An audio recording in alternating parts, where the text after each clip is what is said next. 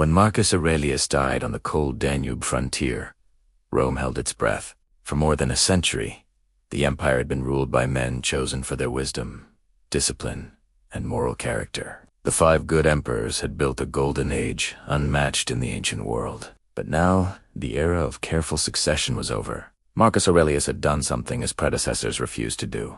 He left the empire not to the best man for the job, but to his own blood.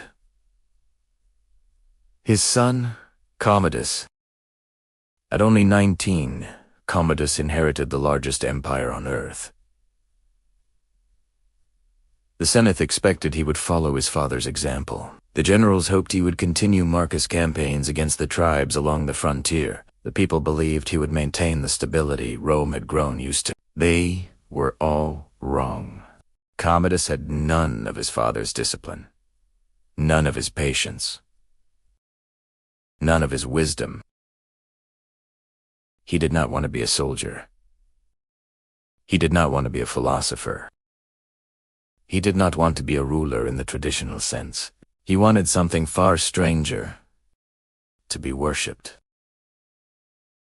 As soon as he arrived in Rome, Commodus abandoned the war Marcus had fought for more than a decade. Legions who had bled for years watched their new emperor celebrate a triumph he had not earned, a victory parade for a war he refused to finish. The Senate was shocked. The generals were furious. The people were confused. But they had not yet seen the true shape of his reign. Commodus surrounded himself with flatterers, entertainers, and sycophants who fed his ego. He sold political offices to the highest bidder, filled the treasury with bribes, and handed the reins of government to corrupt advisors who treated Rome like a personal marketplace. Over time, Commodus began to believe he was more than emperor. He was special, chosen, divine. He renamed months after himself. He placed his face on statues of gods. He began referring to himself, not with titles of state, but with titles of eternity. Then came his obsession with the arena. Commodus declared himself a gladiator, a living god of the Colosseum. He trained with professional fighters, demanded applause, and entered the arena dressed like Hercules, carrying a club and wearing a lion's pelt. To ordinary Romans, it was shocking. To the Senate, it was humiliating. To Commodus, it was proof of his greatness. He fought hundreds of times, always against opponents who had secretly been ordered not to touch him. He killed wounded soldiers, captured animals, and even tied up criminals, then bragged about his heroic victories. Each appearance cost Rome a fortune. Thousands of animals were slaughtered. Millions of coins were spent. And every time he stepped into the arena, the empire's dignity died a little more. But spectacle was not enough. Commodus wanted to reshape the world in his image. He renamed Rome itself. He ordered that the empire no longer be called the Roman Empire, but the colony of Commodus. He renamed the legions, the palace, even the Senate after himself. He declared that every statue, every temple, every monument should bear his name.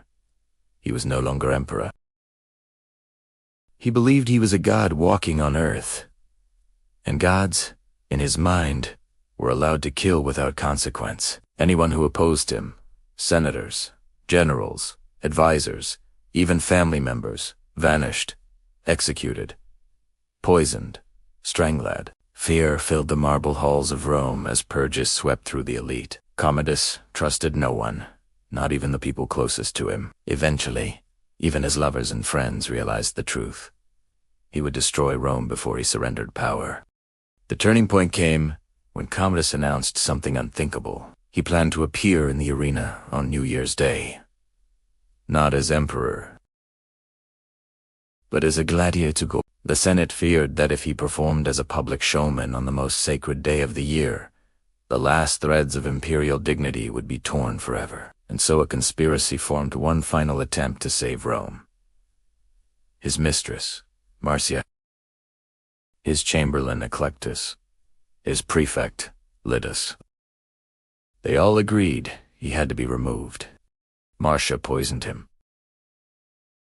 When the poison only weakened him, an athlete named Narcissus was sent into his chambers. Commodus, the self-declared god of the arena, died not in battle, but strangled in the bath by a man stronger than him. Rome breathed again. The Senate restored the old names of the city, the months, and the legions. They damned Commodus' memory, erasing his statues and burning his images. But the damage had been done.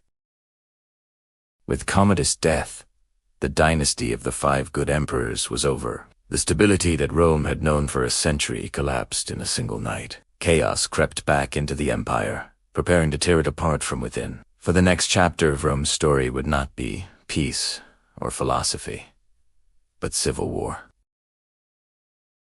Part 14 will reveal the next darkness in the empire. The year of the 5 emperors, when Rome's throne became a battlefield.